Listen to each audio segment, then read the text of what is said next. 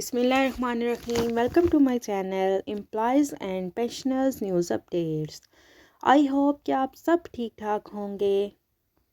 آج کا ہمارا ٹاپک ہے ای او بی آئی میں رجسٹریشن کروانا کیوں ضروری ہے.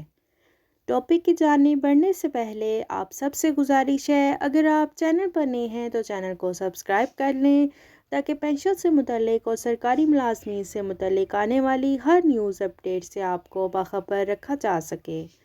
تو بڑھتے ہیں آج کے ٹاپک کی جانب. ای او بی آئی میں رجسٹریشن کروانا کیوں ضروری ہے. کوئی بھی فیکٹری ہو، کارخانہ ہو، ہسپتال ہو، کمپنی ہو، مسجد، school, shopping mall, shopping plaza, کوئی بھی ادارہ ہو، چاہے وہ ایدی کا ادارہ ہو، شفا کا ادارہ ہو، سب پر ان کے ملازمین کی پنشن کے لیے رجسٹریشن اور کنٹریبیوشن کی ادائیگی کا اطلاق ہوتا ہے.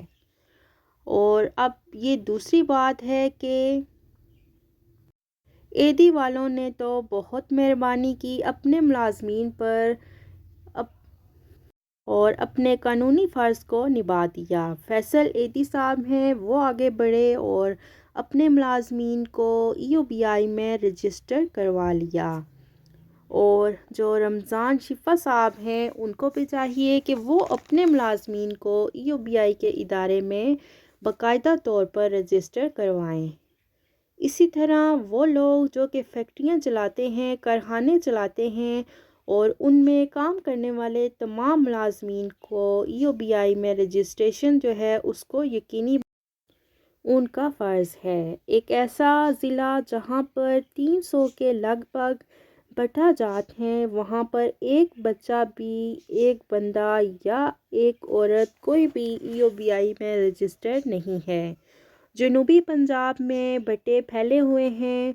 لیا، بکھر، ڈیرہ اسماعیل خان، مظفر گڑھ، ملتان، ڈی جی خان، راجن پور، ایسے تمام علاقے ہیں جہاں پر اینٹوں کے بھٹے جو ہیں وہ بڑی تعداد میں موجود ہیں، لیکن وہاں پر ابھی کوئی بھی ایسا فرد نہیں ہے جس کی ای او بی آئی میں رجسٹریشن جو ہے وہ ہوئی ہو.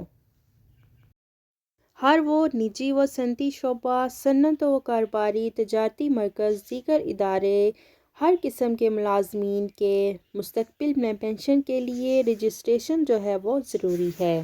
اور رجسٹریشن نہ صرف ضروری ہے بلکہ اگر وہ 18 سال کی عمر کا ہے تو پھر 15 برس تک اس کی کنٹریبیوشن کی ادائیگی بھی لازمی ہے. اور اس کے بعد جب وہ شخص 60 سال کا ہو جاتا ہے، عورت ہونے کی صورت میں 55 برس اور مرد ہونے کی صورت میں 60 برس، پھر جا کر وہ ای او بی آئی کی پنشن کا اہل قرار دیا جاتا ہے.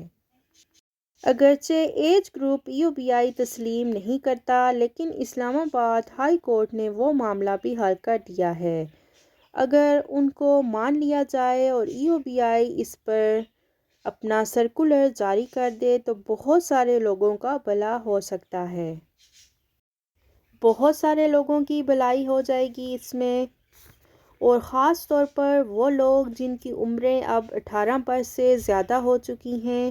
کوئی 40 برس کا ہے یا کوئی 45 برس کا ہے تو کم از کم وہ لوگ بھی اس پنشن کے اہل ہو سکتے ہیں. وہ لوگ جو 40 سال کی ایج میں ہیں، ای او بی آئی کے پاس رجسٹر ہوتے ہیں تو ان کا بہت زیادہ فائدہ جو ہے وہ ان کو پہنچ سکتا ہے.